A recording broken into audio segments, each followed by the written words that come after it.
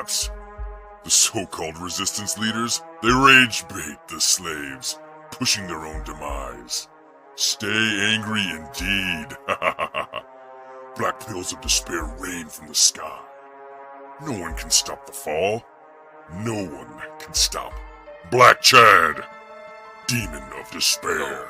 Stop putting your emotion into it. Wait, we need to look for alternatives. what's this? Look for solutions. We can't just, give in to despair and this programmed demoralization of the West. Come on, guys. What? You're not full of rage or despair? Fine. I will imprison you in an astral dungeon and keep you away from the others. No one will hear about your alternatives or your solutions or your silly indie brands. No one cares. The despair programming must continue. What? Welcome to Forever, nerd. You haven't won, Black Chad. Oh, yeah?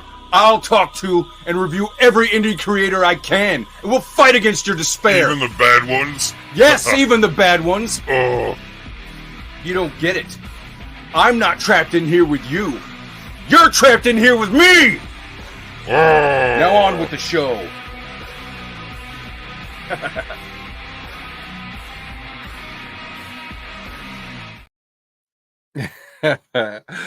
Hail nerds! What's up, guys? Hey, it's like getting the band back together. I don't think we've all hung out together in months. I don't know. Yeah, the originals, the OGs. Yeah, the OGs, yo.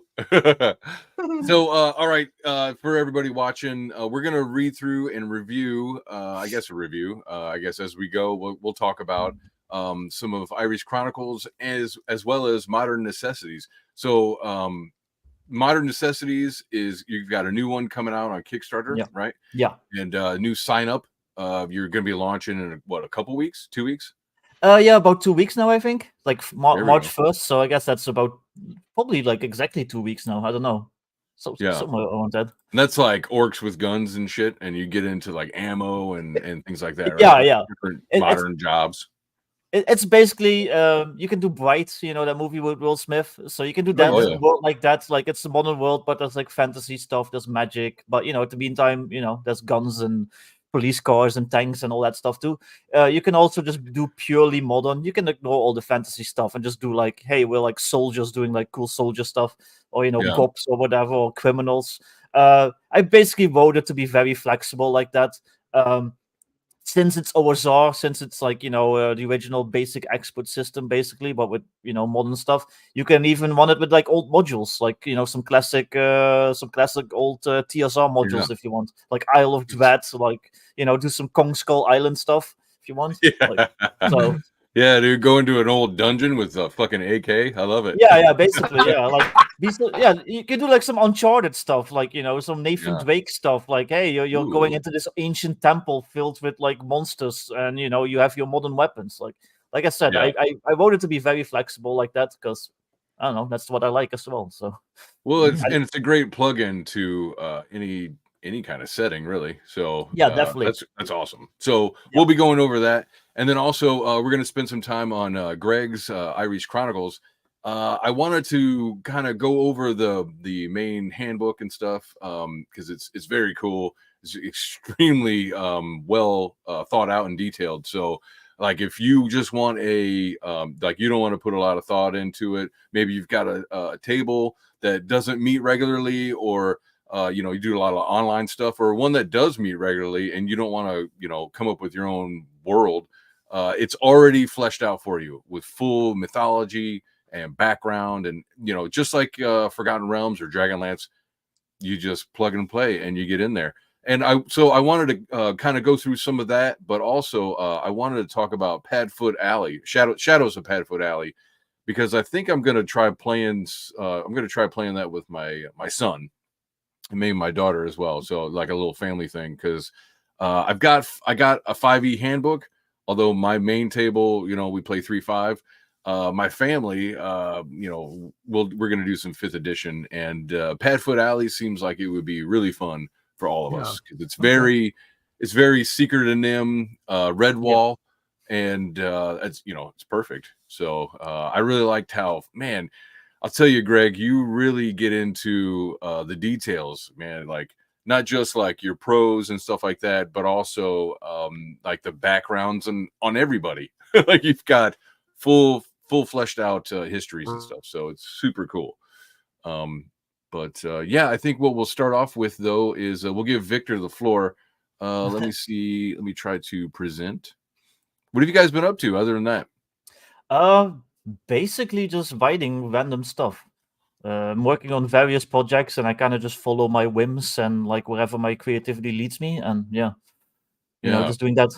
Kind of took a break from streaming and all that stuff a little bit myself, especially since there was a bunch of drama last year that I don't want to really get into. Not really the avenue for it, but basically it made me take a step back and focus more on myself and my work. And you know, it's paying dividends, so that's fine.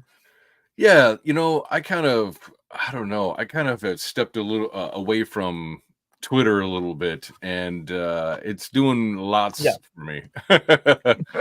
So, let's see. I don't mind Twitter too much. I've got my Twitter pretty well curated, like so. Yeah, just get rid of all the assholes, or Basically, at least the assholes you don't like. Yeah, exactly. So, all right, Modern Necessities Professional Edition. So this is a work in progress, but you're basically just waiting to finalize it after the Kickstarter, right? Yeah, because I have no idea how the Kickstarter will go. You know, how much art I can get and like all the flourishes I can add. It depends on my funds, and you know, there's a big difference in if you get 4,000 euros or like 20,000 euros. So I'm kind of like waiting to see, you know, the way the wind blows, so to speak. But who did your art? It's an artist named Nolan Collins. Another one of my previous artists, Adam Black, he suggested him to me because I hired Adam Black to do some stuff, and he did really awesome work. He did like the sexy drow that's like on one of the first pages, but Nice. I don't think he like. I thought he was great, but I don't. Yeah, this one. I thought he was awesome, but for some reason he was like, yeah, I don't think that like really suits me. Like I think he has a hard time drawing guns. Not anything politics, but because that's just not what he's good at. So he was probably just feeling like a bit of imposter syndrome or whatever. But then he was like, yeah, my friend Nolan, he draws awesome guns. So yeah, contact him. That's cool. So I did, and yeah, he's probably one of my favorite artists now. He's that I personally commissioned. So. I mean, I like that elf. That's pretty hot. Yeah. Well, I love everybody has their like a lot of artists have like their preferred themes. Yeah. Hear out of those. Yeah. Like I said, I thought he did great work, but you know, if it's not what he likes doing, then it's not what he likes doing. It's fine. Yeah. So, Patty, thanks for showing up and hanging out. Hey, by the way, I've got a link to the sign up for Victor's Modern Necessities, the new stuff. So find that. It should be at the top or whatever. So yeah. Let's get back to it. All right, so I really like what you did here. I like the classes that you have going on. It's pretty fun. What are some of the particulars? Like I'm looking through, you've got like battle school, you know, commando training. So what is some of the extra stuff that we're looking at? Okay, so the soldier, it's basically, you know, it's the fighter. It's the modern version of the fighter. So I made them very like versatile. They can use all armor. They can use every weapon. They get like bonuses to using certain weapons and stuff like that. So yeah, they're very basic. They're for the people that like playing, you know, the one and gun characters. You know, the fighting characters. Nice. But for this updated version of Modern Necessities, there's 20 classes in total. So you can play anything from a soldier to a detective to like a modern, like kind of like exorcist, like a monster hunter type, like Constantine in a movie in that Keanu Reeves movie. Kind of that was like the inspiration. I have like the face, so you know you're like the fast, talky, like charming character. I have like the contract killer, so you know you're the scary hitman who shoots people in the back of the head, and you know, like I have the sniper. I have like all these like military themed classes. I have like a ninja in there because I was like, you know what, ninjas are cool. I just watched John Wick. Ninjas are very cool. I think I watched John Wick 4, and I was like, you know what, I'm gonna add a ninja. So I recently got into. So I watched John Wick the first one, I Yeah. don't know, years ago, and I remember falling asleep. Like I just wasn't very into it, and I was like, all right, let me revisit it. I know some of you out there already want to shoot me like Philistine! John Wick. Uncultured But- swine!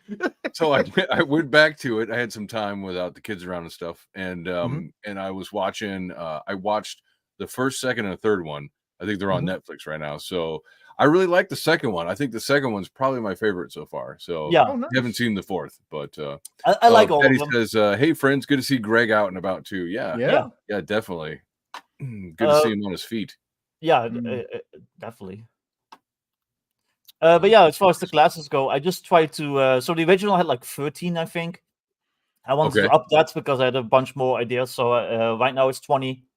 I think that's enough. Damn. 20 classes is a lot. Yeah, if they can't make it a choice, you know, it's Yeah. not your fault. Are there any like class or party compositions that you find like kind of play really well together? Because like you know how you were saying like there were like kind of modern corollaries to like the fantasy tropes, like the fighter or whatever. Yeah. You have like a really cool like, hey, these work great together, these work great together, or is it just kind of like, here we go? Like all the military themed classes are basically made to work together. So you've got the soldier who's got, he's like the frontline fighter. You've got the sniper who's kind of like the Yeah. ranger. He's got like the survival skills, like the stealth skills. He can like do the long range shooting. You've got the medic. You know, medics are pretty important, especially in OSR games. You know, you can die pretty quickly. You need a good healer. Yeah. So yeah, they get heal later levels. I believe they even get to like have a low chance to revive dead characters because you know modern CPR exists. So Yep. Right. stuff like that. So yeah, all the military classes definitely have like some synergy. So you can play like a full special forces team, and you each have your role to play, and you all play into each other. Nice. One class I added. Did I call it the forward observer? I have so many projects that I'm working on at the same time, so sometimes they mix together. But basically, they have it's called the scout, I believe. But basically, they have a skill called forward observer, so they can go ahead of the main party, and like if they hide somewhere and they observe the enemy, they can give bonuses to the other characters. Oh, nice. So like Yeah, there it sniping bonuses, like bonuses for Overwatch. using artillery and stuff like that. So yeah. Yeah. Yeah, I like Nice. the synergies in a lot of the classes. Yeah. Yeah, so I really tried hard to have like that kind of synergy, especially for, like I said, the military classes. And then I'm sure there's also plenty of synergy you can find between the more civilian classes. But Okay. yeah, I tried to give lots of options basically, Yeah. and like he's- you know, He's go a- for he's a all crook. the niches. That's Yeah, the perfect for um, heist adventures too, because you Yeah. know Yeah. you go find the safe cracker, you go find the demolitions expert, you go Yeah, find, just the hacker. Yeah. Yeah. Well, like I'm also how you mentioned like the kind of the supernatural class in there, like the Exorcist. I'm picturing something like the beginning of Hellboy, Yeah, where like you got they're going in to defeat the Nazis, the military, and then they're like, okay, bring out the the occult expert. yeah, definitely. Yeah, so you could definitely do something like Hellboy. So you've got like even just something like the soldier. He's just like the human agent who just relies on his guns and being a badass. And then you've got the exorcist, and he doesn't even have to be a human race. He could be like some sort of demon or whatever you want to add to the game. And then you've basically got Hellboy there, or Ape Sapien or whatever. And I actually did write a free supplement called what did I call it? The Monster Squad or something like that. I can't remember my own Excellent. stuff. But it does have like options to play like Frankenstein's monster, the mummy, the creature from the Black Lagoon and stuff, and it's fully compatible with this. But that's just an Oh, aside. hired killer. Yeah, so you can be like the hitman, you can be like John Wick, basically. Okay. Killer elite. Yeah. Very cool. So it says, like, I keep seeing after reaching 9th level. So how do you have your levels and all that, your level progression? What's that like? It's basically just like normal old school essentials. So max level is 14. But a big part of those old school games is that all the classes, they get something special after at 9th level. So in the originals, a fighter at 9th level, they can like basically have their own castle and like raise an army and stuff like that. So the trick was like, how do I translate that to modern classes, which wasn't always easy. I had to really like rack my brain a few times to like come up with something. But Sure. I tried my best for every modern class to have something similar. So at 9th level, a soldier, for instance, they can have their own team. They can like basically raise like a nice. mercenary. They have like a whole mercenary team basically. Oh, Yeah. The hired killer, I think, after 9th level. Let me see. Yeah, they can basically act like a in between for like lower level hired killers. So you know Yeah. they're so well known that they have like all the contacts and they can like Yeah. Like basically 9th level give jobs. is kind of like Yeah. the non-commissioned officer in the military. Yeah. Like You're he knows basically everything, but he doesn't have all the rank. Yeah. yeah. Basically, your reputation and your renown is so high that you get like you get to do like special cool stuff. Yeah. Oh, nice. dude, this looks like a pull from that movie Trimmers. You Yeah, know, the guy. That's totally well, that him, is the isn't it? reference. Yes, it's Burt Gummer as a half-orc. Oh, that's excellent. Survival. That's awesome. Yeah. Very cool. Psychonaut. Yeah, so basically you can like astral project and stuff like that. Oh, wow. Ooh. So, what is that? Veteran of the Psychic Wars. Love it. Yeah. Nice. Yeah, a lot of reference. the ability names are like little jokes and puns like that because Yeah. I like Oh, that stuff. Because you should. Yeah. That's terrific. Wheelman. Oh, Yeah, so you get to be baby the team's driver. driver. Yeah. So yeah, Yeah. speaking of that previous synergy, the transporter. yeah. Speaking of that previous synergy, like in a modern game, vehicles might be very important. So if you're the guy who's like the expert driver who can like drive and pilot and whatever everything that you come across, that's a very useful character. You might not be quite as useful doing combat, though I did give them like some combat ability. Yeah. But just the fact that they can like Put him in a car.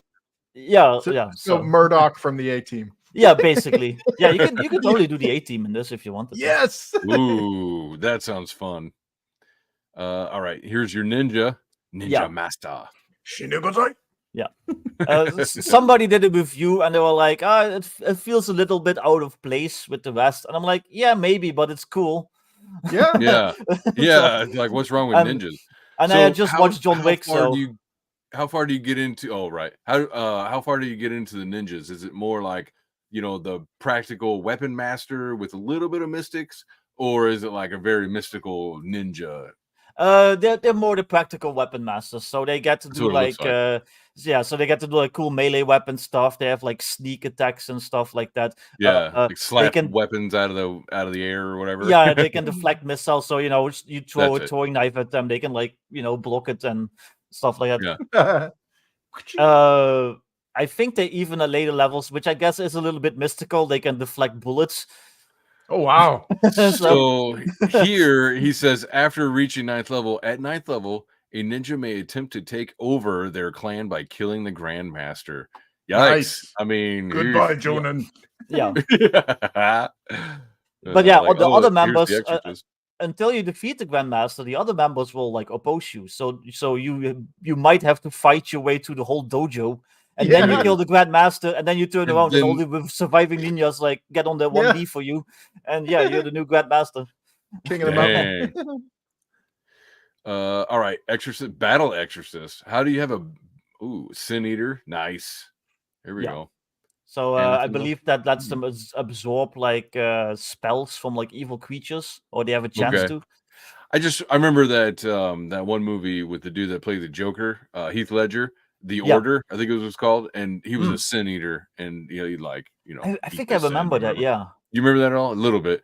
It was him and that fat guy that was in that Knight's Tale movie with him. It was decent. It wasn't bad. So just it's very Catholic, of course. There's the face. Poop out sins? Yeah, you pooping demons. I'm fucking shitting demons. Let's see, magic charm, quicken the dead.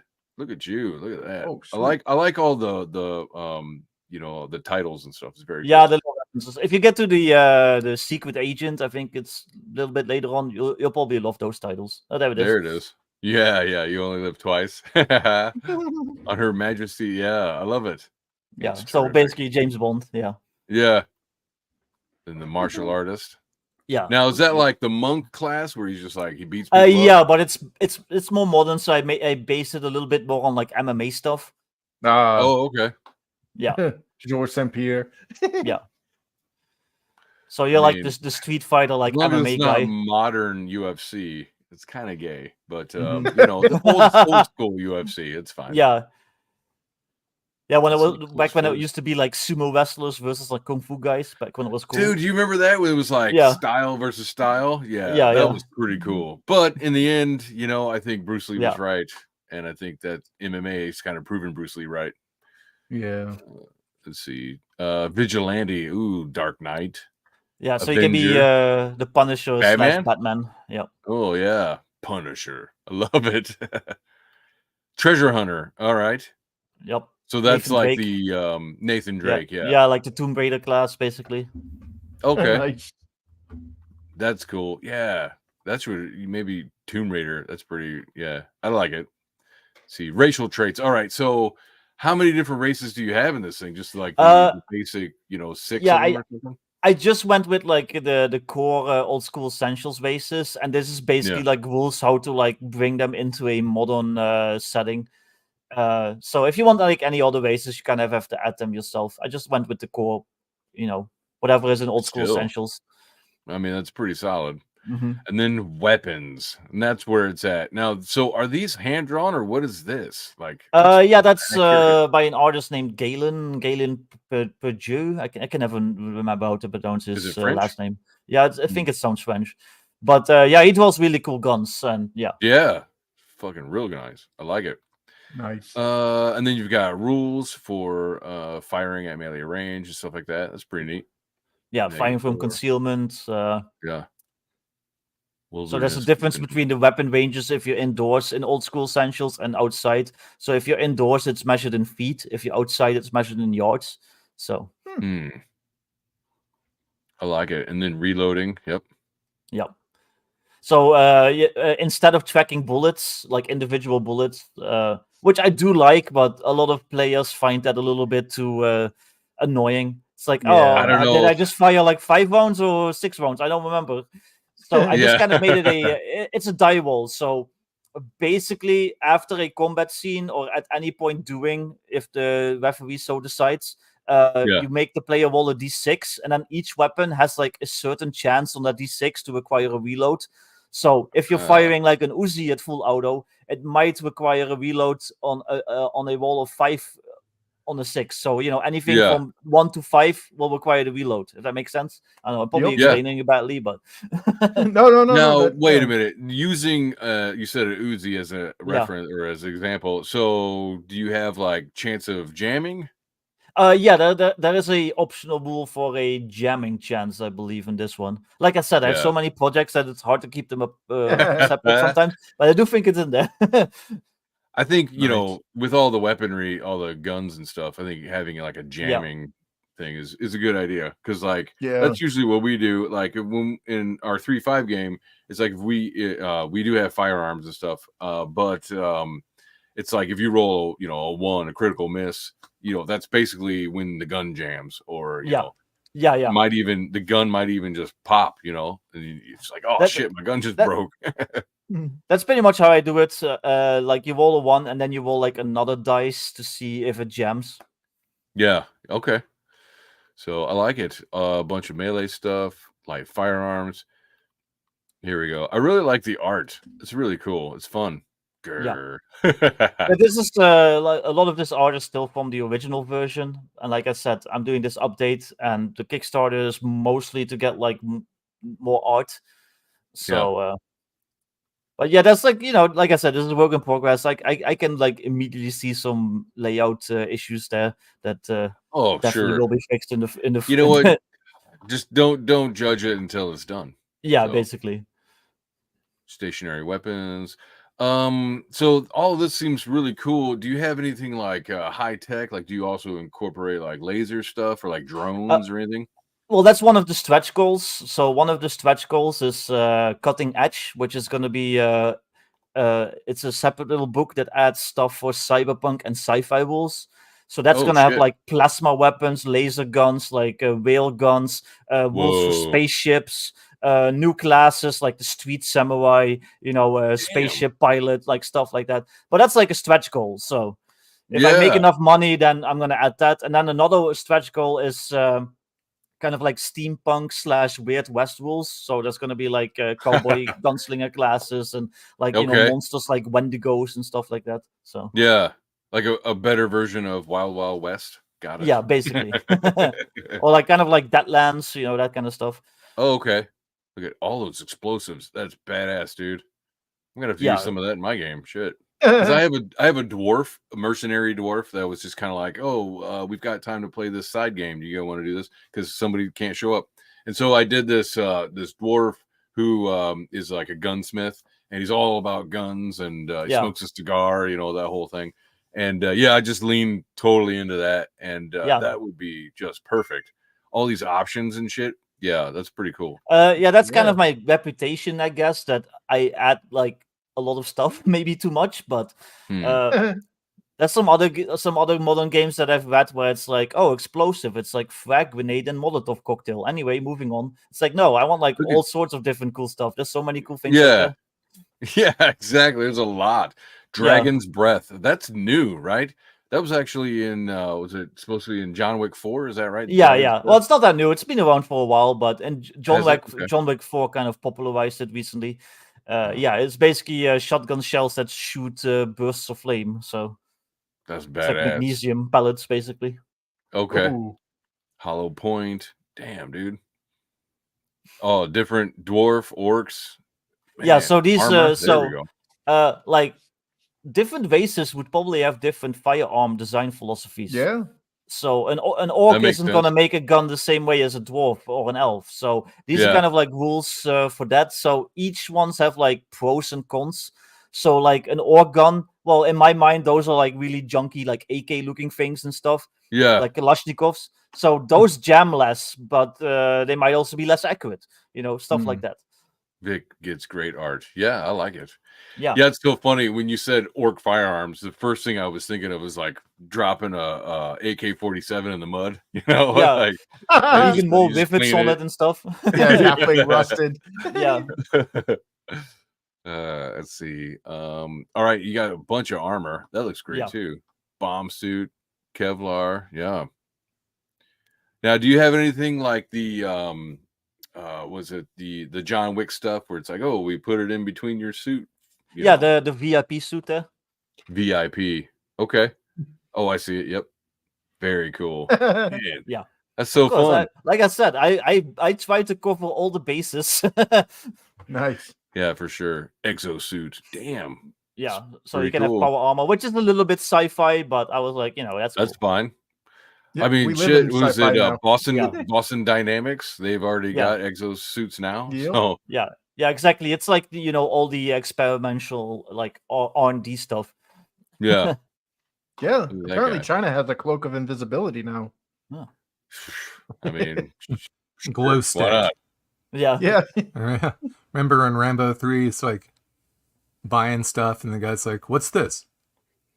It's a glow stick. Yeah. It's like, what does it do? It glows blue.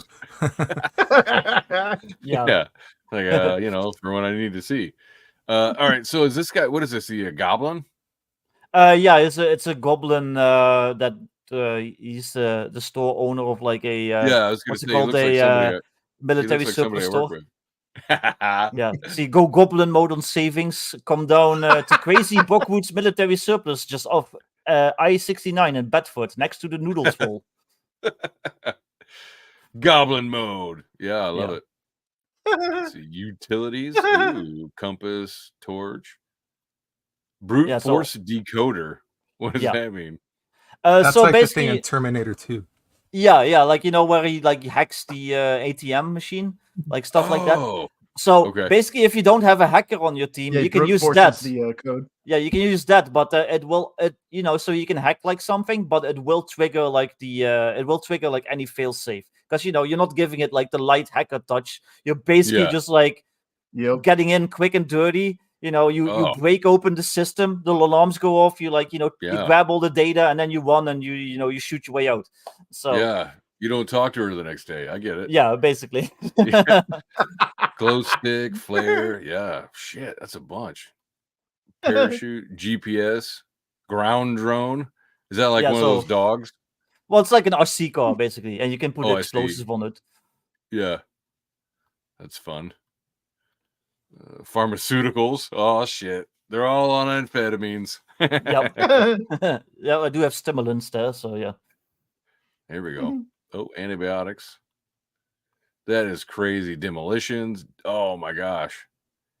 Man, you really got into all this. This is amazing. Yeah, Magic well, like I items. said, I have a reputation, and I intend to uphold it. So Yeah. yeah, so this one isn't fully finished yet, this chapter, but like as you can see, I've already added a bunch of specific magic weapons there. Yeah. Murder glove. Samuel's judgment. Damn, dude. Cap and ball. Okay, Samuel. Yeah. Is So made like out of- that's kind of like the Colt from Supernatural, if you know that show. right. Yep. Yeah. That's exactly the vibe. That's why I called it Sin Samuels, because Sam from Supernatural. Yeah, okay. Well, I'm Okay. a dork. I'm a nerd. Let's be honest. Well, you must be at home. Yeah. Hammer of the Gods. A Killing Joke. I like that one. Yeah, good name. Hey, so are you going to do any kind of modules or anything like that? You know, any Well, kind one of the stretch quest? goals again. One of the stretch goals is a full adventure module called Bunker in the Badlands, which is like basically it's going to be a modern version of a very well-known classic D&D module called Keep on the Borderlands. Yeah, It's basically like the introductionary adventure for like old school D&D. nice. So I kind of wanted Love to it. pay homage to that. So I'm gonna call mine Bunker in the Badlands, and it's set in like it's set on Earth, but like after a magical apocalypse. Like what if reality breaks and like stuff from the fantasy realm like intrudes on our world?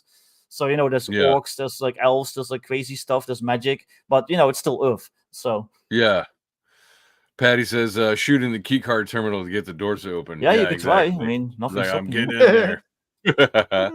Unfortunately, you triggered the trap. So Yep. there's that. You got a fucking battle tanks? Damn. Yeah, I have APCs? vehicles. Damn. I need cool. to go through the vehicle rules again and like tweak them and update them. These are like for the most part the old ones, and I want to improve them a little bit. But yeah, Yeah. Helicopter, attack helicopter. Yeah. Yep. That's great. My gender. I'm glad. Yeah, I'm glad to see my gender. Shown here. Like I feel, accepted. Yeah. So, let's see.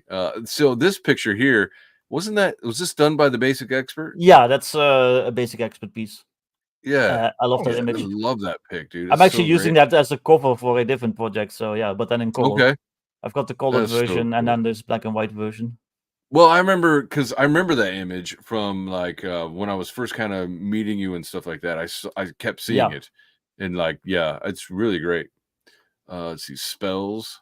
Whoa, Ooh, unicorn all horn. kinds of stuff. Yeah. Unicorn horn. That sounds like a gay drink. All right. Just kidding. Just kidding. Technomancy. That's pretty cool. What the fuck is technomancy? It's you manipulate technology with your magic. Okay. Oh, I see. With magic. It's not like a skill ability. No, it's just another type of magic. So original old school essentials, it has like arcane magic, which is like Oh. the wizard magic, and it's got Yeah. clerical magic, so like holy stuff. Yeah. Then like divine. it's got illusionist spells in like one of the their supplements. So I wanted to have like magic for this. So yeah, I added technomancy because that makes sense That for modern to me. is so badass, dude. You need to like have like names for some of these picks, dude. Like you just be like, Yeah. oh, that's fucking Gerald or whatever, That's so fucking The cool. grenadier. Yeah, exactly. Nice. Oh man, I love all the NPCs you got going on. Hired help. Shit. Yeah, I think that guy lives on the West End. I think I've seen him before. Jeez, sorry. Yeah. Extra rules. So what kind of extra rules are we talking here? Let's see, we got- Basically rules to make the game more deadly or easier. I have optional skill systems because originally, old school essentials, these old school D&D games, they don't have the skills like in 3.5 or in 5th edition where you're like, Yeah. oh, wall perception or whatever. Yeah. But some people like that, so I basically give that as an optional rule. Oh, cool. And I have like 2 different ones, but I'm probably going to revise some of them a little bit. But like I said, this is a lot of it. This is a work in progress. Sure. Let's see what if you scroll down, like I can see what all I have because I have a lot. Yeah, cinematic mode is like if you want to like have like one character and one GM, stuff like that. So it makes the character a little bit more powerful. So you can like literally just do like John Wick stuff where you have one character like shooting 20 dudes. Just going through everything, yeah. Yeah. Like bleeding. That's pretty cool. Yeah, so it's got a bleeding mechanic. There's a jamming mechanic there, so I made that optional because not everyone wants to deal with that. Armor damage. So your armor can get damage from repeated hits. I've got like 2 different options for like multi attacks. Increase starting money. There's an injury table, so you can get like a concussion, you can like lose a leg, you can have like internal bleeding, and each of those does like different things. Dude, you're out for my own heart. I do this in my own game. I don't have like this badass chart like you do, but it'll be like, okay, you lost a limb, and I'm gonna roll this die 6, and hopefully it's not your head. Yeah, exactly. Exploding damage. So if you roll high enough on damage, you can roll damage again, and it will basically just scale like that. So. Oh, like exploding dice. So like there was a game I played, I can't remember the name of it. It was like it was all die 6 system, and if you hit a 6 on a die 6, you got to re-roll that 6 and just keep it keeps building. Exploding dice. It's pretty fun. It's stress mechanic. So basically your character can get stressed out, which you could use for like a sort of like Call of Cthulhu type thing too. So if you're dealing with like eldritch horrors and insanity, or you're watching your friend in front of you get blown up by a grenade, that might be stressful. So the GM can be like, hey, his fucking head just exploded. Basically. So I've got those 2 skill systems there. Fucking PTSD. Different skill systems. Whoa. All right, so I guess that's the end of that one. Yeah, for now, like I said, it's still work in progress. I'm still adding a lot, but I haven't done much lately because again, I'm waiting to see what the Kickstarter does, and then I know how to move forward. So, dude, this is great. I really like it.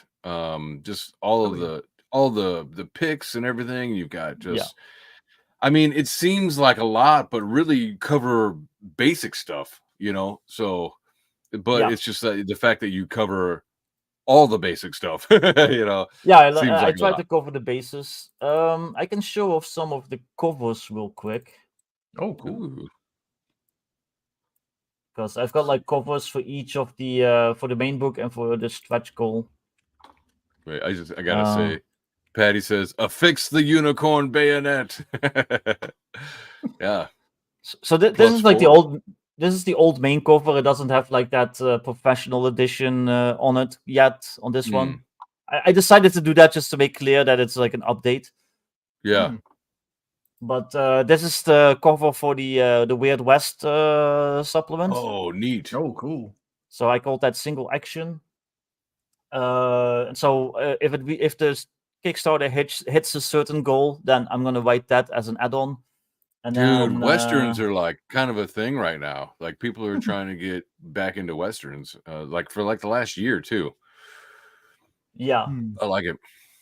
Maybe I just pay attention to Razor Fist too much. I don't know. But it seems like Jack Irons, and there's a few different comic books that are coming out that are all Western based. So for some reason, won't let me scroll to the other ones. It's being weird. Hang on. Are they different file formats? No, but I want to at least show the other ones real quick. Sure.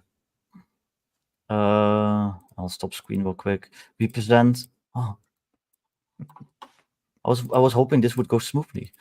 Chris, I'm disappointed in you. Unicorn cod piece. All right. What's your name? Sex Machine. Yeah. Little pistol comes out. So this is the one for the cyberpunk sci-fi supplement. Boom, cutting edge. So the cover is like an elvish street samurai in like some weird like fantasy cyberpunk street. Yeah. So yeah, like I said, I have a really cool artist. Yeah. And Oh my gosh. uh, How long did that take? Holy shit. not that long actually. He works really quickly. And this is the cover for the adventure. So Bunker in the Badlands. Badlands, yeah. So you've got like your post-apocalypse guy with the gas mask and an AK, and he's shooting yeah. like some Mutants. goblins and like probably like a troll or an orc, I'm guessing. But yeah, by like a ruined city with like some radiation and stuff. I mean, So, like I said, yeah. it's very West End. I get it.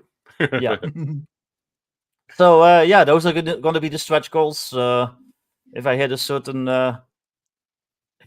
level of funds, then yeah, people will get those.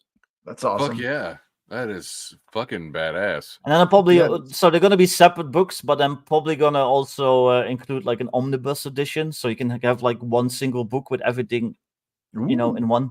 And that's probably going to be like another Kickstarter tier that I'm going to add as we go along. But we'll see. Right on. Let me see. All right, so that's really cool. Actually, so the link is at the beginning of the chat. If it's not in the description. So if anybody wants to check all of that out, please go do. The sign up is ready to go on Kickstarter. And I mean, come on, dude. There's nobody else is doing this, right? Like you're the only one who's kind of like niching this right now. So right now, for Old School Essentials, I think so. I don't think anyone else has been attempting stuff like this. So go check all of that out. And in the meantime, let us check out the Chronicles of AERES. Are you there, Greg? I'm there. All right. So check it out. That's the cover of the first book. Yes. Sweet. Which is badass. Love it. One second. I have a little bit of problems. I gave the artist design direction to make it look like a movie poster from something like The Black Cauldron or, a classic 80s fantasy movie. Yeah. Fuck yeah. I think it's so great. And then this, who is this artist? Is it the same artist? No, this is just a random guy found on ArtStation. Really? Yeah. I mean, I really like it because you've done. This artist is in the book a few times, right? Nope, that's the only piece by him. Is this the only one? Because there's another one with this kind of like coloring and stuff. So I thought it was like a common thread. That's interesting. Good job. Good job on with composition. Yeah, exactly. Good job on that. Well done. Thanks. Let's see. So, all right. So, Chronicles of AERES is like it's a nice big filled out world, already done for you. It's got a huge history and it's got mythology. It's got, if you're thinking of Forgotten Realms or Dragonlance or an already done kind of setting, that's exactly what we're talking about. So I mean, wanted to show you've got maps. I mean, it's pretty intense, and I don't mean we're going camping. This was our setting from high school, which was 24 years ago, 25 years ago. Yeah, and at the time it was very Tolkien-esque, and we decided to bring it back in the 2020s, and because we started playing 5th edition and we realized that there wasn't really any settings out there like this. Yeah. It's influenced by all the classic stuff that we played and grew up with, like Dragonlance and Tolkien. Yeah. I added a lot of Narnia to this one. I wanted it to be high magic, low fantasy. There aren't any very good Narnia-esque settings for any system, as far as I know, much less 5th edition. So decided to build it that way and just flesh everything out in the world. Well, and in like Narnia kind of setting, it kind of feels like, like with your mythology and everything, it's very contained. It's not like you've got a lot of hanging loose ends and stuff. Like there's stuff you can build on, but at the same time, it's very figured out. Like it's already contained, and you don't have to add a lot to it if you don't want to. Although that option's there, right? And it's kind of like this in the contents. You just lay it out. Okay, this is what it is. The overview of this, describes this and that, and like the gods, the magic, you know, where they come from. Was it the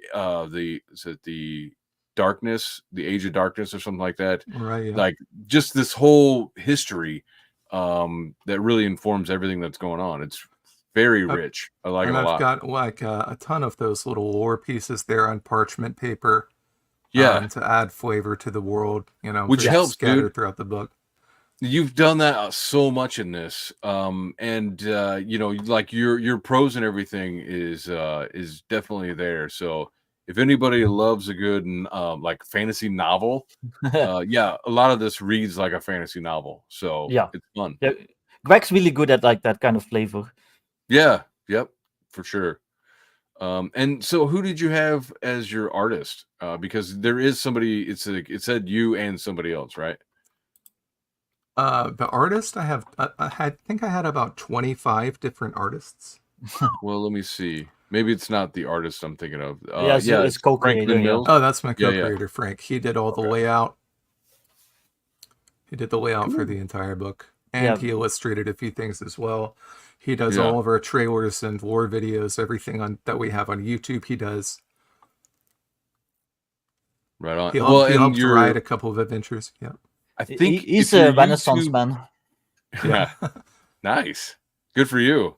I think all right, so if you have your YouTube link on your Twitter, then it should be in the description. Otherwise, go check out AERES Chronicles on YouTube. Because I'll like post it in you've the got private little chat. bits, and like you don't have like a show, but you do little bits and stuff on your Right, I have a stuff, ton of lore videos that explain parts of the Lore setting, videos. as well Yeah. as lots of book trailers and stuff like that. Yeah. So 'cause, yeah, like, this was you our really get timeline. into Yeah. Yeah, you really get into the mythology and the past. I mean, it's a complete world. You don't have to come up with anything if you don't want to. I have a lot of summaries and timelines and things like that because, I didn't want people to have to read 25 pages of pure lore to Yeah. understand the setting and the history. Like you Yeah. can go back and there's like just a small section on this is what's happening in the present day.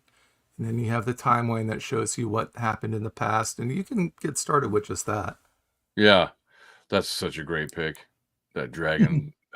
That's so a great. guy I picked up on ArtStation as well. He used to do magazine covers for Games Workshop Warhammer 40K. Oh, nice. Nice. For some reason, he was just not doing art. And he's like, okay, I'll do things for you. I've been using him ever since. He did the cover to the Doom That Came to Astrius, which is probably one of her better covers. Yeah. Cool. Let's see. All right. So we kind of there's a lot here to go over, and it will take us forever to kind of go through. Yeah, Um, tons of story at the beginning. Yeah, in a good way. And, definitely like it's just very rich, which is great because, and you've got all this really cool art in here, just perfectly dispersed throughout it. So, go check it out. You're on what, Drive-Thru RPG? Is that right? That's where we can get this? Yep. We have chapters on how to use the setting to make campaigns as well as standalone adventures. I have a chapter on the themes of the world and what they mean and how to use the themes, which you never ever see. Yeah. How I to have- use them too. Yeah. I have new classes, tons of new monsters, tons of not new races, but more classic, old school influenced twists on some of the classics like elves and dwarves. But we added a couple like kobolds, who I wanted to be similar to Jim Henson, kind of like Fraggle Rock. So they have a very cartoonish feel to them. And the animal people who are called the Wilderkin, who became popular for some reason. So Yeah, and you actually wrote a separate supplement for those. yeah. Yep. For some Castles and reason, Crusades. it's because people are looking for that. Yeah. That's why. There's a lot of furries online, so yeah. I mean, Yeah. nothing wrong with that. They have lots of money, and I like money. Yeah. So. I like money too. We should hang out. Let's see. That's our full pantheon of gods. I right? tell you their domain, the behavior they expect, their history, Yeah. their symbols, like pretty much everything. Super go into it. Yeah, for sure. Nice. It's very, very detailed. And really fun to read, actually. I like your prose. Thanks. You know, I mean, you can't be a dummy, but chances are if you're into fantasy, you're probably not a dummy anyways. So Yeah. just like you can pick up this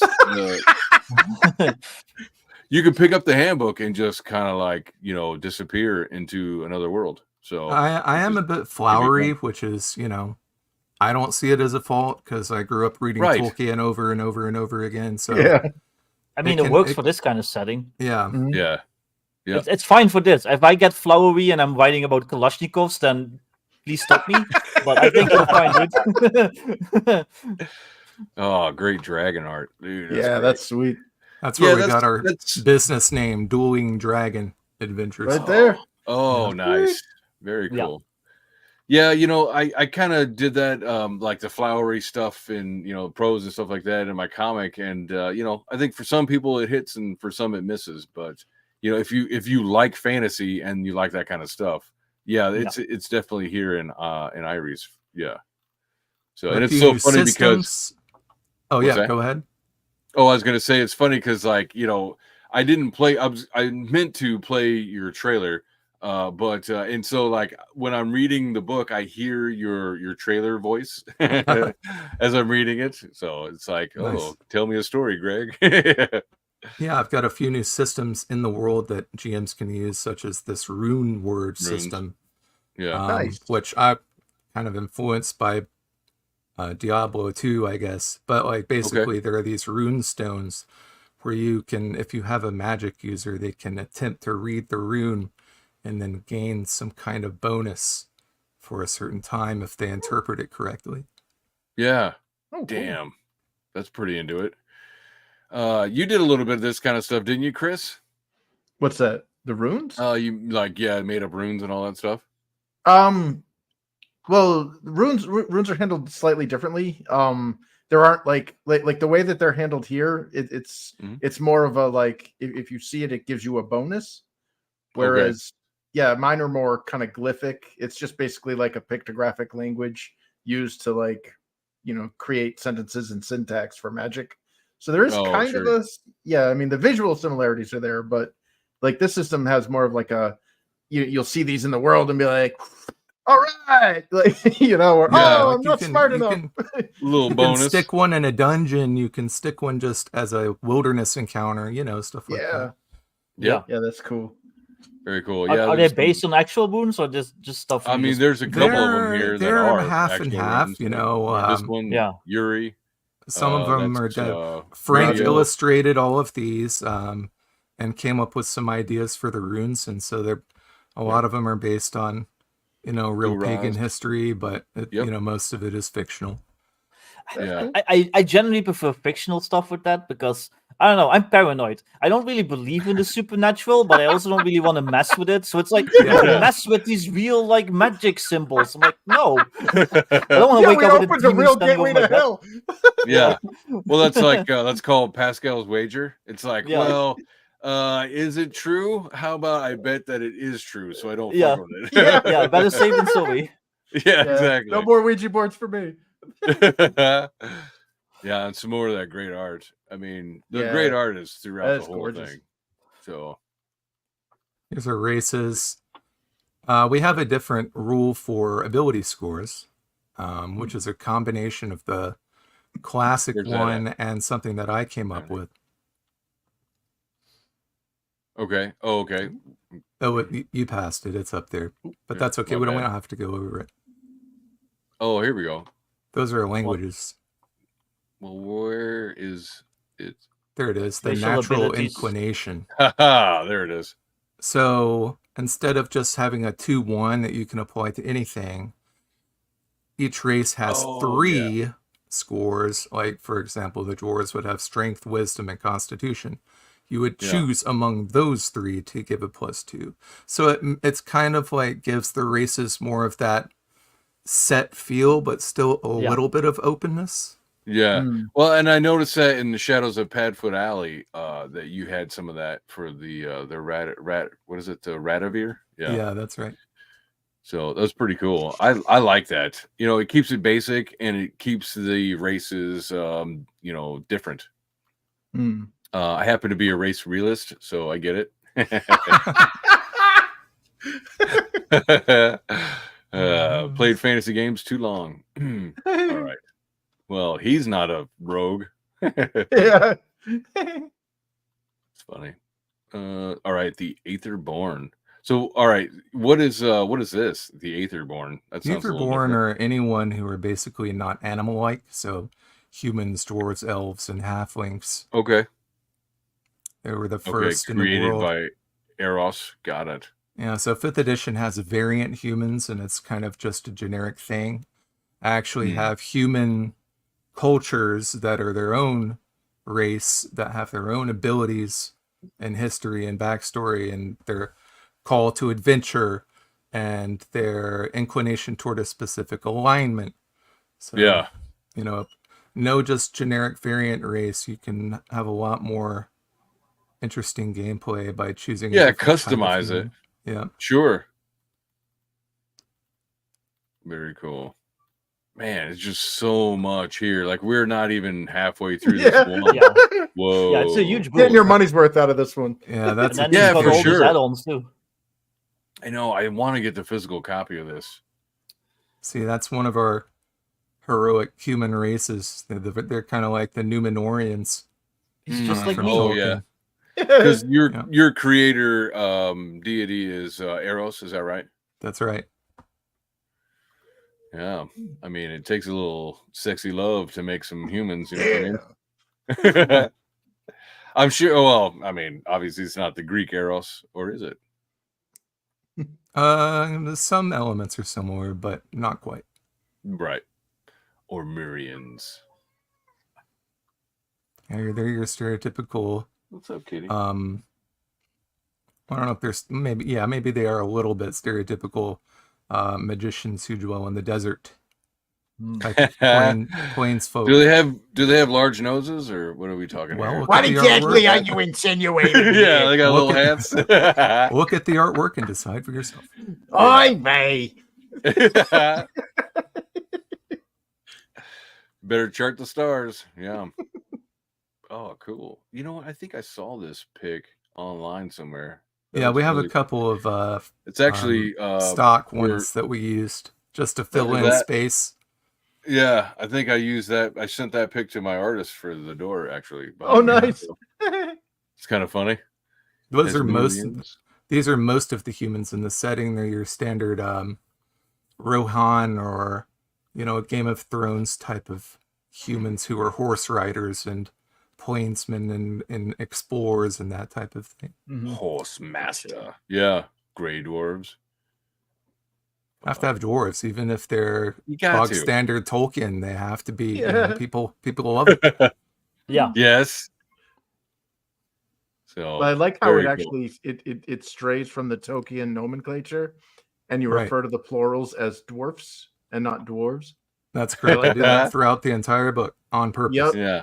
That's awesome. I do that as well. Like that Tolkien was the one that invented the V's in that stuff, and I'm like, I don't really want to rip that off. So it's really cool seeing other people going like, no, I'm going back to the sources.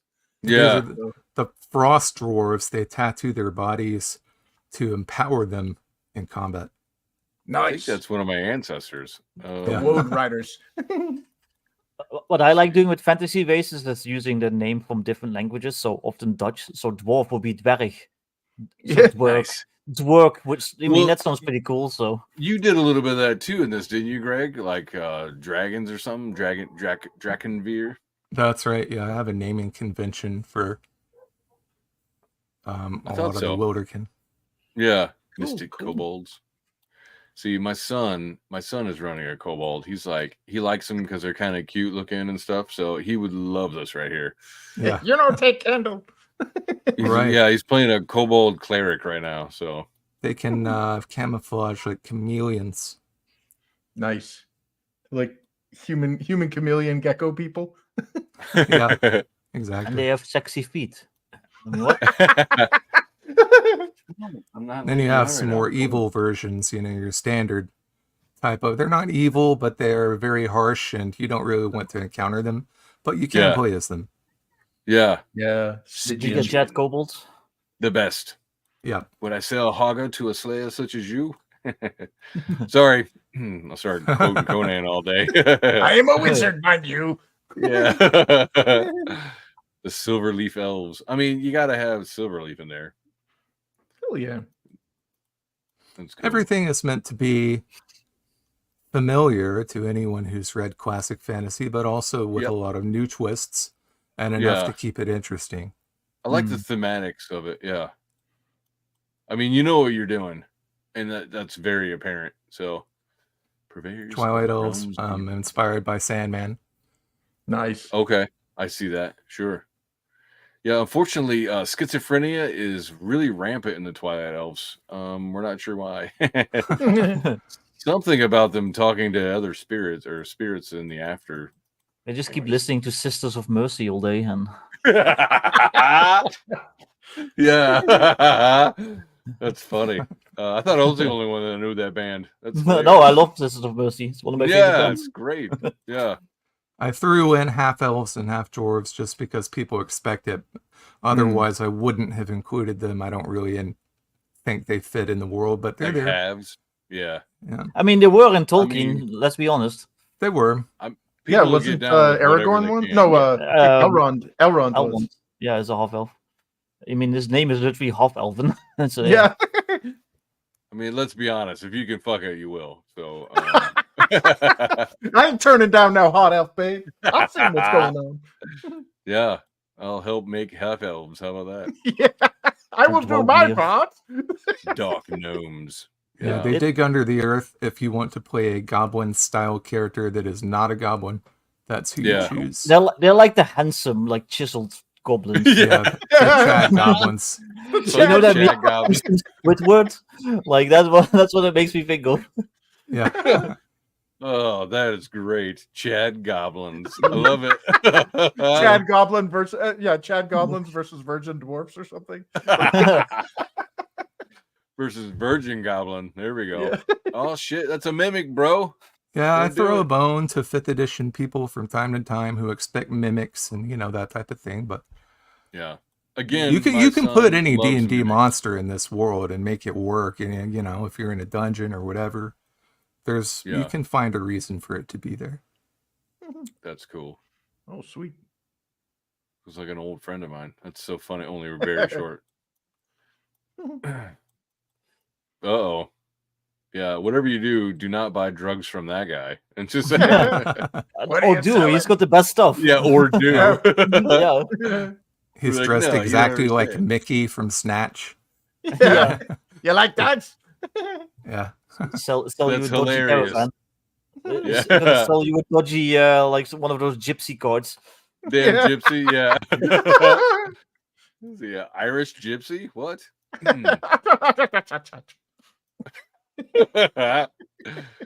Oh, here we go. Oh, that's rodents sweet. of unusual size. Yes. The Wilderkin. Those don't exist.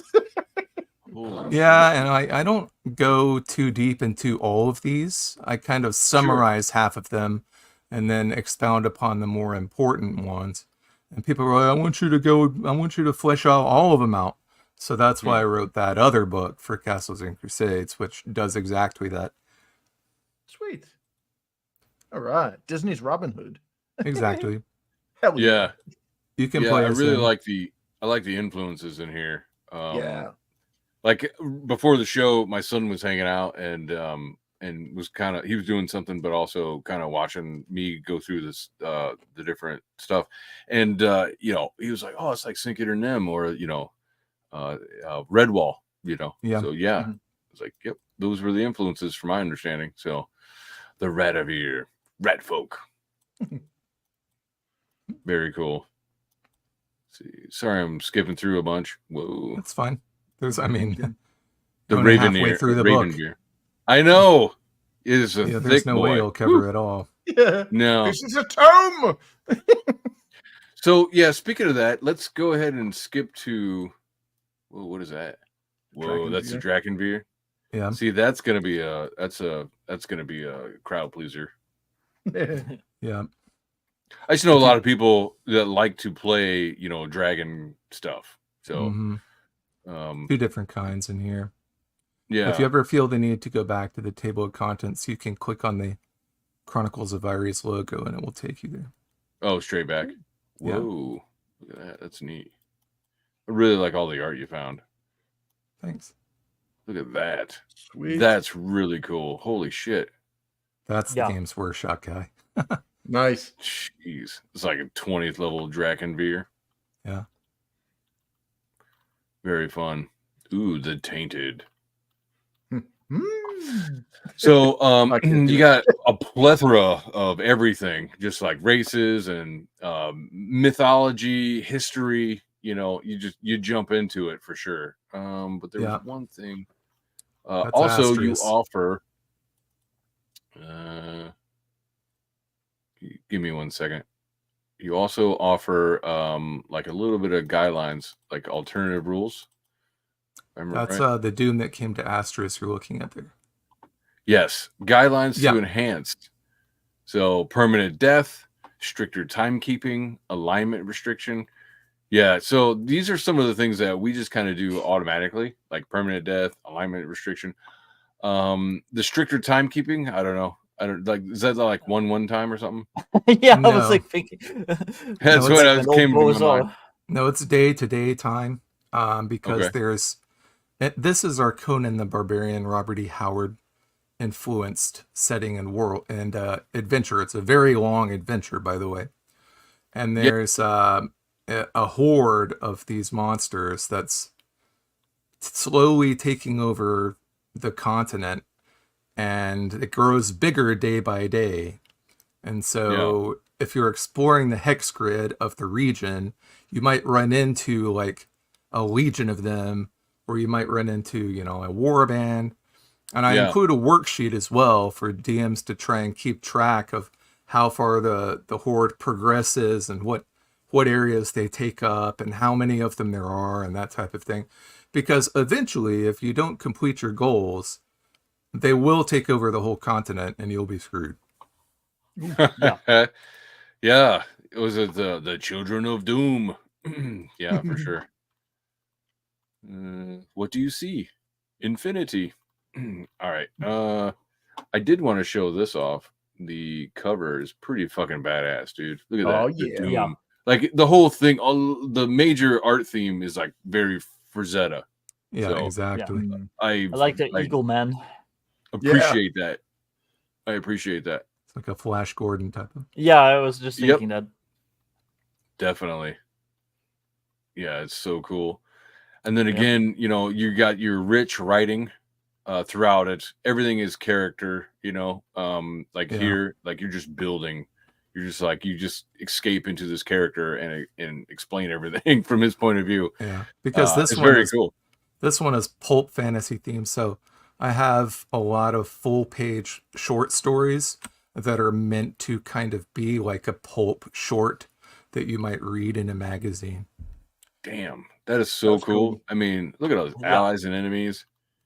So I will say, I was developing a source book for Immortal Rising, and I used your handbook as like a kind of like a roadmap. It's like all the different tables of contents, titles and headings and all this stuff. I was like, that's exactly what I need to do as well. I need to flesh things out for everything. So you know what book we used as the guideline for how to structure our handbook?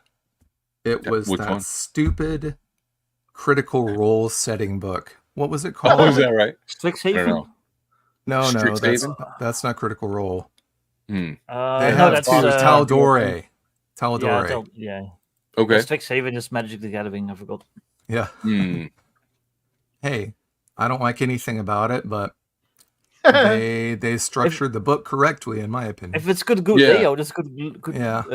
Exactly. You know what I mean? It's like you have, the opinion, but you also have technical critique as well, which is totally valid. Anyways, I really like all this line art stuff. This is like ink that's going on throughout the whole thing. It's really cool. It really takes me back to like I started with second edition, so it just takes me right back to like first edition and second edition art.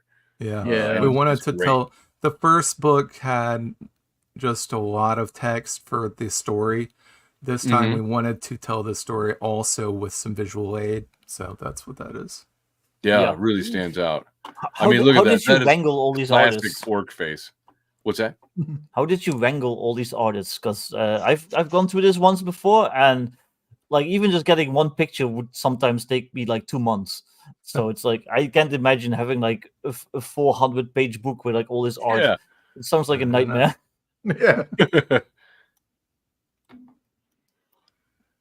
His secrets are this safe with guy- him. This guy was originally did everything in black and white, and then Frank went back and add some color burn to make it Oh, look okay. more old school. Yeah. Yeah. Dude, so badass. Yeah, and so these are all different buys on Drive-Thru RPG, is that right? Or That's are right, you're yeah. also on Big Geek Emporium or no?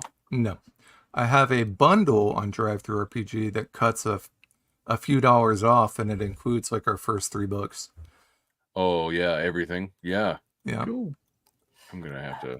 I think I have all give the it that. AERES stuff. I'm sure you do. Yeah, I see. I mean, like, I like the digital and all that, but I also really like holding the book. So, Yeah. and you know, so does my son and daughter. You know, they'll sit with a book and they'll just go page by page and just slowly chew on everything. So it'd be fun to have this physically. This book is perfect. Well, I don't know if it's perfect, but it's 99.9. The Yeah. first book, which is our hardcover, has some problems. There's typos, there's rules, things that are wrong. Sure. You know, there's some things wrong in it for sure, because we were being pressed for time. The printer only had a short window for us to submit our draft, and so we just had to push it out the door. But Yeah. we're going to do a new version and probably convert to Castles and Crusades at some point. Yeah. Oh, okay.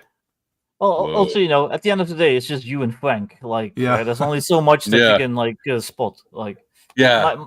I think for us, like third-party indie dudes, there's always gonna be stuff that slips through. It's not like we have like 50 people that can like, you know, Yeah. exactly. and you know, let's be honest, Wizards Exactly. of the Coast has plenty of issues too. So Yeah, it's a good company.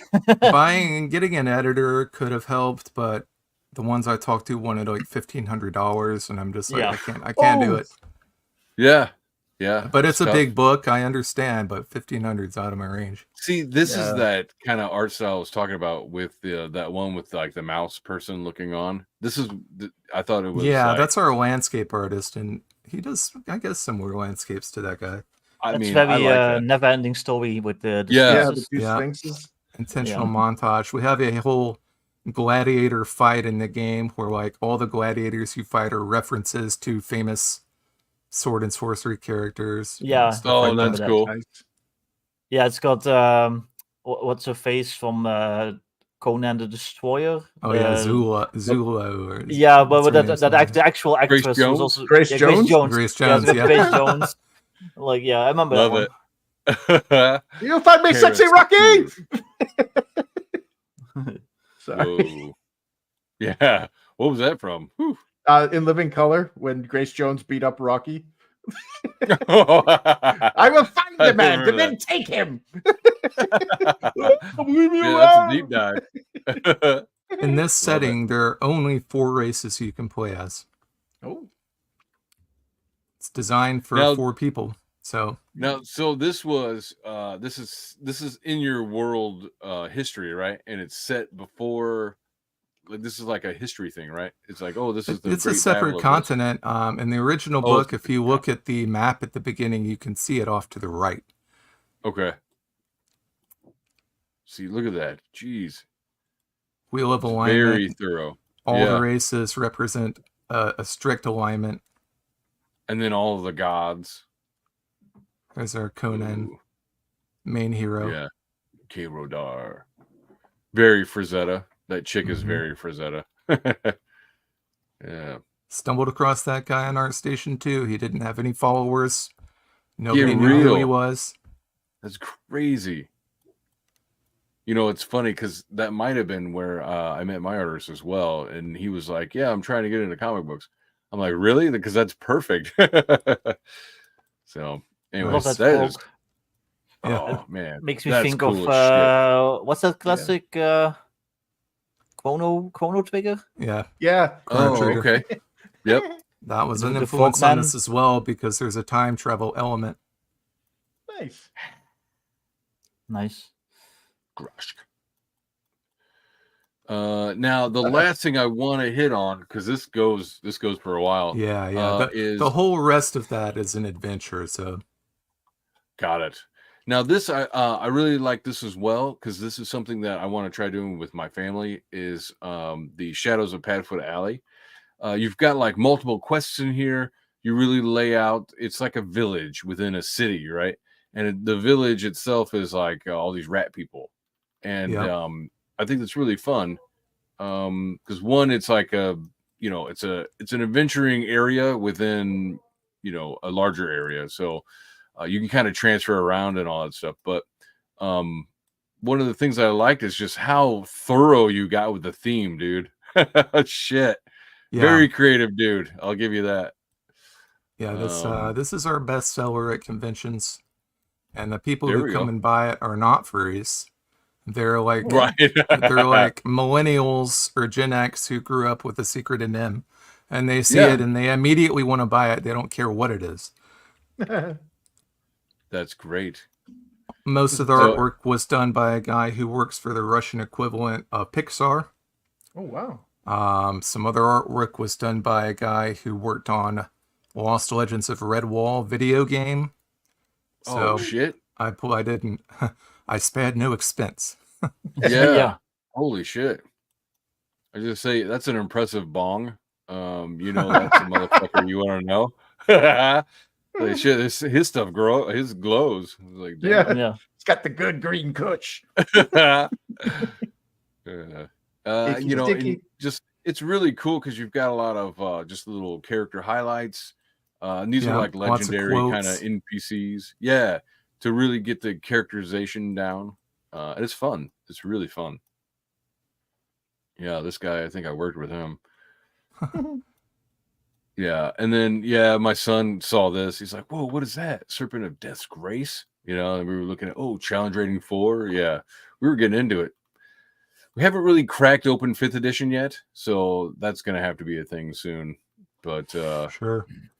I like just like you've got just all the basics down. Like this is, you want to jump in at first level, here you go. You want to jump in at 5th, you can do that as well. So you highlight the different points of interest. Right, there it is. Yeah. Like what is this? The Bubble Tavern. and Squeak. Yeah. Bubble and Squeak Tavern. It's a multi what's it called when it has multiple references built into it? So it's like Bubble and Squeak because it's somewhat Irish. Bubble and Squeak because they serve drink beer. a lot. And Bubble and Squeak, the Squeak because they're rats. So it's like got 3 Double different. entendre. Yeah. Yeah. So, but what I really like is how you have just quests, just ready-made module quests to go. So like, I can flip through this and be like, oh, that's a really cool setting. Let me just run a fucking low-level quest and see what happens. And Yeah. I mean, it's very, very filled out, very detailed. Except for this here, this river. I think you mentioned it, but you don't show it go all the way through. But is this like this river here? That's like something that they chose to harness, right? And, Yeah. It comes from a lake that's nearby. Yep. It's kind of like a creek. So let's see. Yeah, and then what are the different kinds of quests that you have? I'll have the recipe in case you want to make it. Most of the quests are kind of investigative in nature. There are a couple of combat ones. The recipe is for an authentic medieval meat pie. I have not made it myself. I assume that it's probably tastes good if you lived in the 14th century, but I have not made it myself. Oh, buddy, you gotta make it yourself. It requires all kinds of immediately gives stuff you that the I don't Black know Death. Yeah. Yeah, blah. My thing is let's see, where is it? Make do with mutton and kidney. Oh, yum. Minced well all and add into ground salt and peppercorn along with 1 yolk of a chicken egg boiled until firm. That's what they did. They Shit. crumbled up a whole yolk, put that in there. Yeah. That's I'm in. yeah. Usually, I like doing that. I'll take a egg and I'll kind of boil it up and stuff, and then chop it up and like mince it up and put it into a soup or whatever. It really thickens up broth. I don't know if anybody knows that. But yeah, you got different stuff. You said a lot of it's kind of investigatory. Is that right? Yeah. Half of the adventure is an investigative part, and then it transforms into a dungeon crawl with combat elements. Now wait a minute. This potion of Novo, that's the stuff that like makes those mutant rats, right? The gray. Right. Yeah, that's one of the key elements of the plot in the story. Dude, that'd be nuts. Oh, there we go. He's like, this shit's gonna fuck me up. Glug, glug, glug, glug, glug. All the flourishes in Greg's books always make me jealous because I'm like, I wish my layout looked like that. Frank makes all those. Yeah, Frank the Renaissance man, aka my nemesis, nemesis for life. Because he does everything and he's awesome at it, and meanwhile I'm just here by myself struggling. Look at those colors, dude. Holy shit. Just, was that like watercolor? That is amazing. Yeah. So, and then you've got the different stories and everything, and this Dodger. is your standard. It is a narrative adventure. It's a straightforward adventure. There's good opportunity to explore Padfoot Alley, but it's a small book. It's designed for maybe 3 sessions or 4, depending on how quick you are. Yeah, I mean, a table depends on your table, but yeah, you could sit and you can play a first level fucking quest and it'll take 6 hours. So yeah, it's meant to kind of suck you into the world of these creatures. Like, watch The Secret NM before you play it. Watch The Great Mouse Detective, and just kind of like get sucked in. That's what it's for. Redwall or something. Yeah, this looks very much Secret NM right here. The battle with is it Jeremy? Is that his name? Jenner and Jeremy. Yeah. Justin. Yeah, Justin? Jeremy. Is that what it is? Yeah, wasn't Jeremy the crow? Jeremy's the crow. Justin. Maybe you're right. Yeah. Right. I knew it was a J. So there's a dungeon you go through. Ooh. Wait, do you fight giant rats? Just kidding. Yeah, there's a lot of points of interest with encounters. Cool. Whoa. That's very nice. So, yeah, I mean, come on, dude. This is super crazy. What does your sales look like? Like, this has got to be just insane for you, right? Yeah, that hits silver on Director RPG. It's close to Electrum. At cons, I usually sell like a dozen copies. After you go to a lot of cons? We used to go to like 2 or 3 a year until my health started deteriorating, but hopefully we can pick that back up. Yeah, for sure.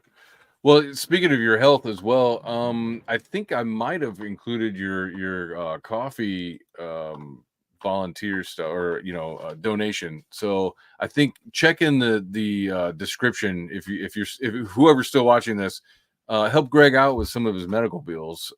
There's a donation in the bottom. Oh look, I'm sorry, I wasn't paying attention. Yeah, I've already burned through half of what was given just through doctor co-pays. So it's What's up, Ironcaster? Yeah, I'm sure. That's frustrating, man. It's like I think you were even only asking for like $7.50, which is nothing when you're talking about medical stuff. So yeah, this book's text wrapping was a nightmare to do. I'm sorry, I didn't see that you were here, Franklin. Yeah. I saw. I saw him. Never got my windows, my windows overlapping and all that stuff. So let's see. We have a rat based on Tyson Fury. What is that? He's isn't he a boxer? A boxer, I believe. Tyson Fury? I don't know. I'm not into boxing. I mean, I know Butterbean, but I don't or like Tyson himself. Yeah, he's like a British boxer. He's a gypsy king. Yeah. The Gypsy King. He calls Wasn't himself that. wasn't he one of Like the Creed that? movies? Or two of the Creed movies? I'm not sure. I'm not sure. So yeah, everybody go check it out. Go check the description. Also, if you're still here, hit the like, dude. Give me a like. Maybe share it out or something. It helped me out. And of course, let's help Greg out with some of his medical bills. He's had a bad run of health lately. So go contribute. Help a motherfucker out. If you don't want to just donate, go buy his physical books on Drive-Thru RPG. So well, Drive-Thru RPG is only PDFs, but we have a Shopify. I don't think there's actually anything in stock on the Shopify because I've been too fatigued to actually mail things. But okay, I'm gonna have to revisit it this week and see if I can do an inventory. Yeah, for sure. So I guess for the review part, let's go around for some of us. I mean, I was kind of saying it the whole time. This is one of the best put together indie RPGs that I've seen. I mean, it's very professional.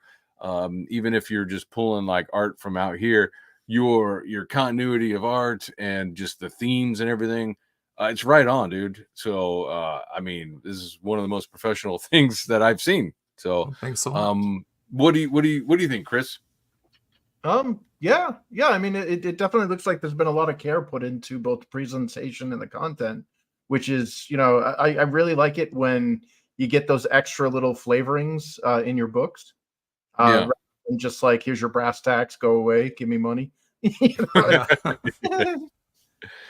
Yeah, it doesn't feel generic at all. It feels very like you can, like it'll apply for a lot of people. Like, oh, that's very interesting, or this or that or stuff.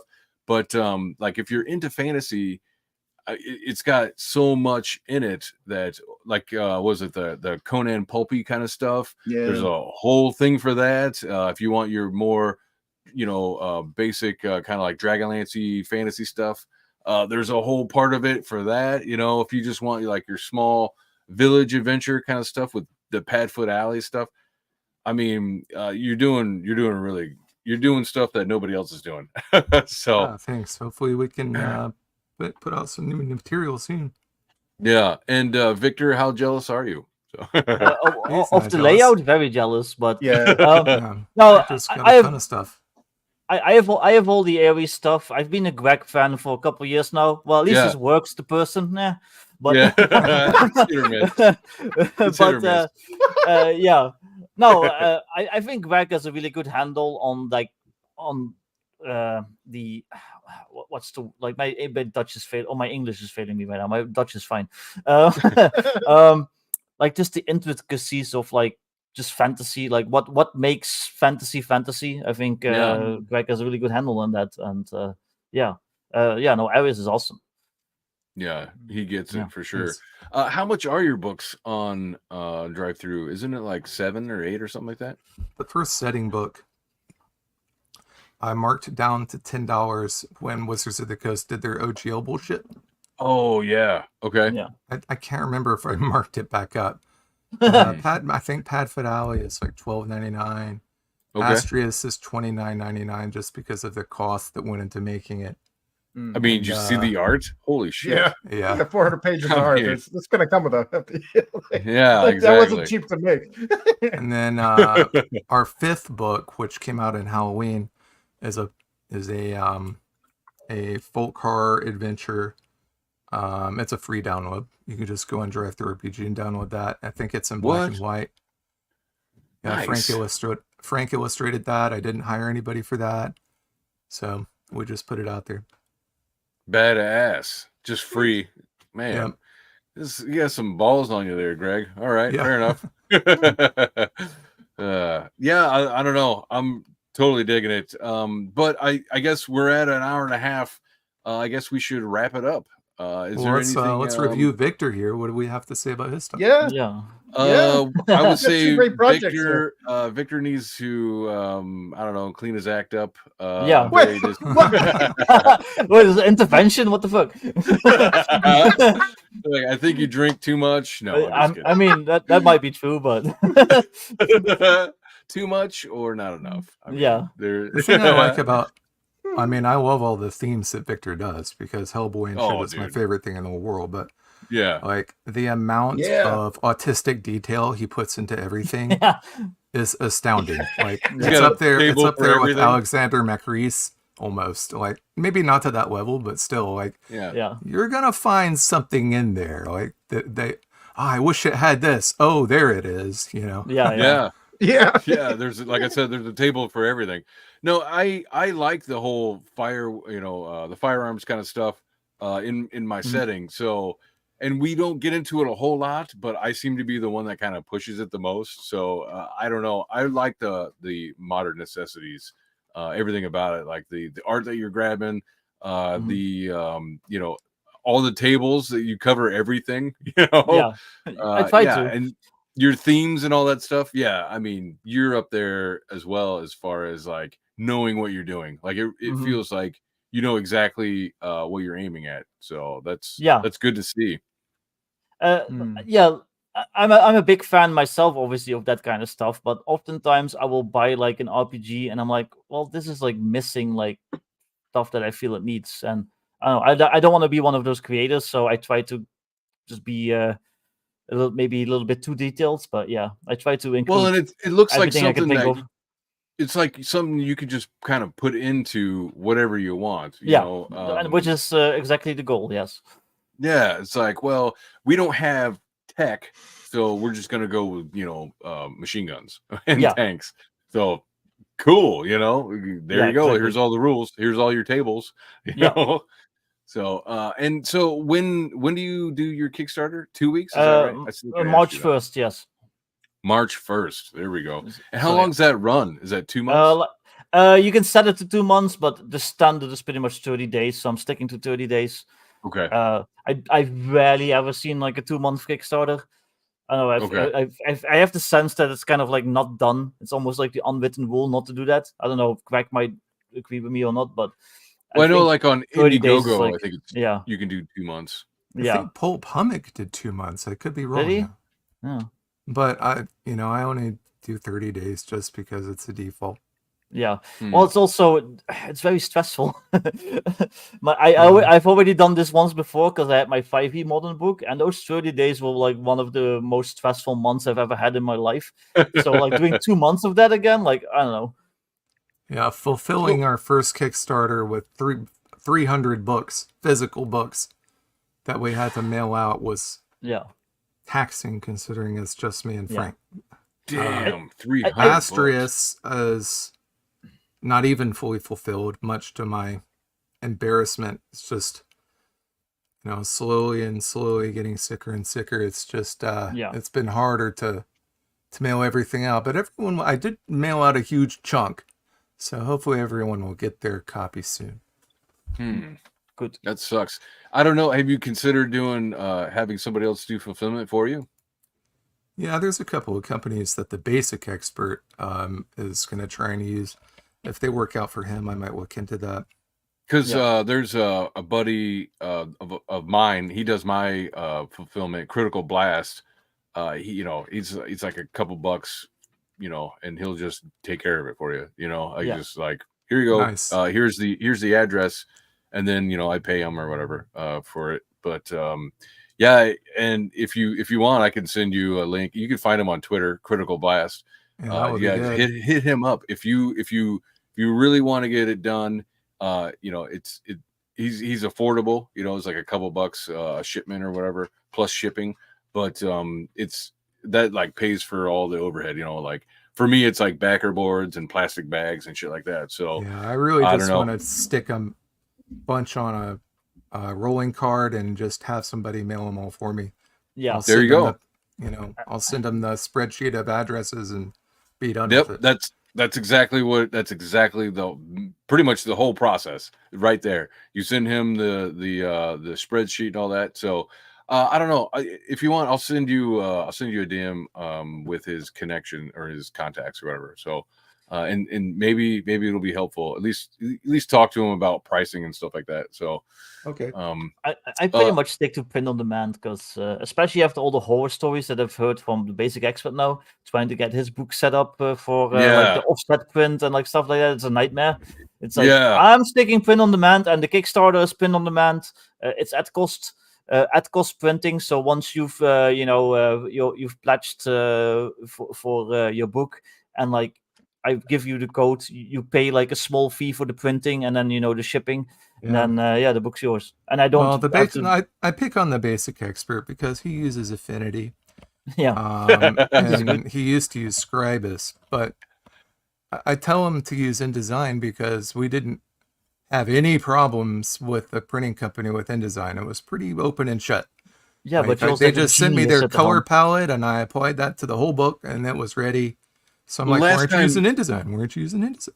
Last time he was on, I'm pretty sure he said that he used InDesign because I hadn't heard that term before because I'm dummy.